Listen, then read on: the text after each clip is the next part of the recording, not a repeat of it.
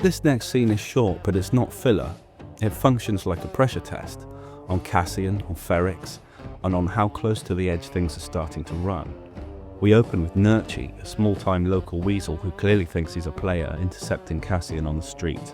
He's owed money and he's looking to collect. The conversation starts like an old friend greeting someone in a rush, but it doesn't stay that way for long.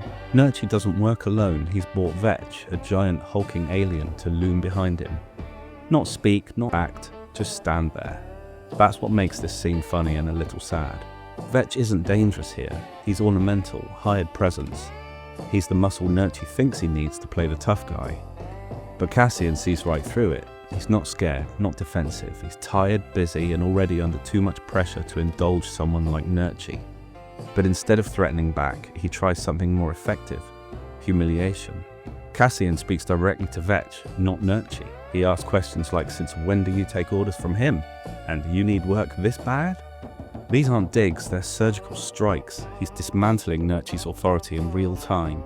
Even worse, he's doing it in public. In Ferrix, respect matters, and Cassian just took his away. Vetch's line, "He said all I had to do was stand here," is the quiet death of Nurchi's plan. The power in the Sheen has shifted entirely. Nurchi tries to escalate with words, but Cassian doesn't engage. He doesn't need to. He's already won. He ends the scene on a note that's both graceful and sharp.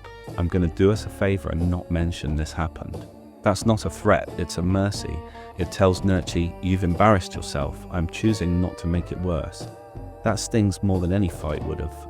And we learn something about Cassian here, a skill he has. Cassian doesn't just diffuse threats, he destabilizes them. By turning his attention to Vetch and sowing quiet embarrassment, he fractures the alliance in front of him. It's a kind of social sabotage, reframing Nurchi not as a threat but as a joke, and doing it in a way that forces his own backup to question the dynamic. Cassian's strength isn't brute force, it's disruption. He makes enemies doubt each other, turn on each other.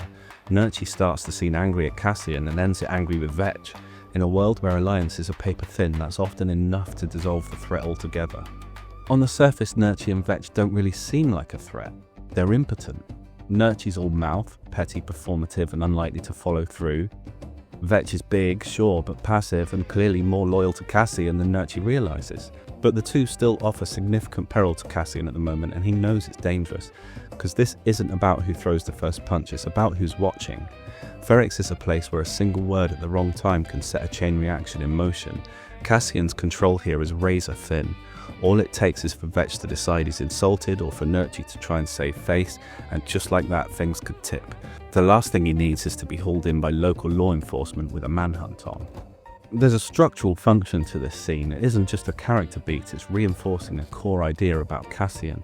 He doesn't rule through fear or violence, he navigates through social fluency. He knows how Ferrix works, who matters, and how to win without drawing a weapon.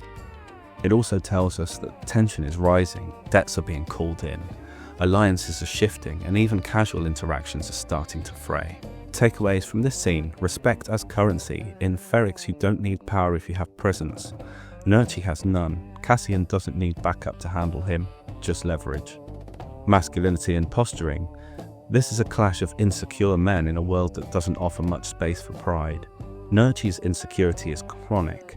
Cassian's acute and situational, but Cassian doesn't play, he refuses to perform, he undermines rather than overpowers. Isolation is catching up. Cassian's web of obligations is tightening. He's out of time, out of money, and out of patience. Everyone seems to want something from him now. Once again, Ferrix isn't just a place, it's a pressure cooker. Every encounter tightens the noose. This town runs on favors, fronts, and quiet threats. It rewards silence and punishes spectacle, and Cassian's running out of ways to stay invisible.